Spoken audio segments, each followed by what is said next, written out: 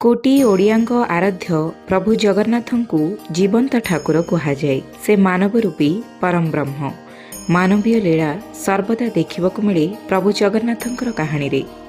भ्राता भगिनी स्त्री सह मानवीय लीला रचना होइछि प्रभुଙ୍କୁ ने।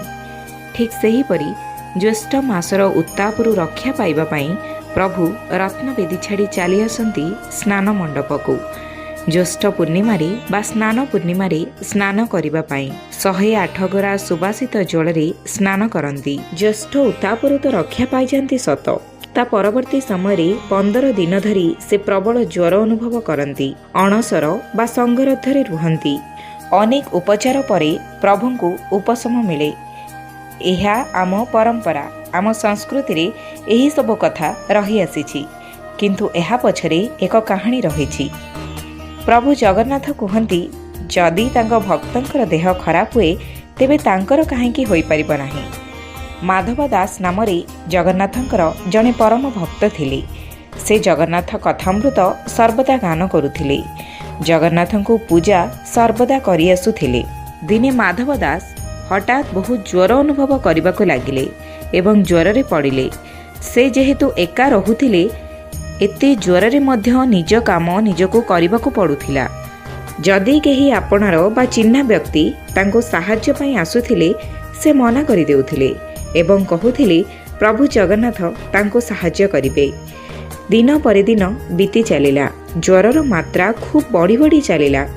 से बिछणारू उठी पारिले नाही, खाद्य ग्रहण करि पारिले नाही, एमिति कि नित्य कर्म पई बाहरकू मध्य जाई पारिले नाही। प्रभु निज भक्तर एही अवस्था देखि सही पारिलेनी। चली आसिले साहाय्य करिबाकू। भगवान जगन्नाथ माधव दास को अति आपणार करी सेवा करि चलिले। शेषरे से धीरे धीरे भल हेबाकू लागिले। जेतेबेले तांकर चेतना आसिला, से जानि पारिले जे स्वयं प्रभु जगन्नाथ तांको सेवा करुछंती।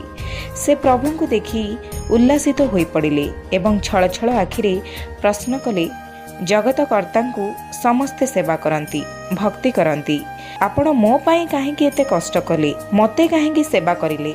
एहा व्यतीत आपण मो देह भल करि देई पारिथान्ते। एहार उत्तर रे प्रभु कहिले, हे माधव, तुम कष्ट को मु देखि सही पारिलेनी, सेथिपाई चली आसिली तुम सेवा करिबाकू। मु चाहिथिली तुम रोग भल मध्य करि पारिथान्ती, किंतु जहा भाग्य अच्छी ताहा भोगिबाकू पड़िबो। एवं ता सह कहिले, आहुरी 15 दिन ज्वर पीड़ा तुमको भोगिबार अछि, जहाकू मु तुम पाई भोगिबी, कारण मु मो भक्तर आउ कष्ट देखि पारिबिनी। सेही दिन ठारू प्रभु 15 दिन प्रति वर्ष ज्वर पीड़ा अनुभव करती। से एही 15 दिन मध्यरे हालुका खाद्य ग्रहण करती, संगरद्धरे रुहंती, जहाकू कि आमे अणसर कहि थाउ। एही समय विभिन्न जड़ीबुटीरू तैयारी फुलुरी तेल प्रभुଙ୍କ देहरे मालिश करा जाए एवं 10 मूल औषध दे भल करबाकू प्रयास करा जाए। एहा परे से सुस्थ हुअंती एवं उआसी कन्या लक्ष्मी को विवाह करती एवं परे परे निज माउसी माँ घर को बुली बाहरती, जहाकू कि आमे प्रसिद्ध रथयात्रा बोली जानिछु।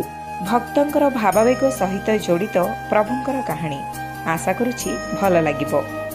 एथिला प्रभुଙ୍କୁ ज्वर काहेकि हुएर कहानी।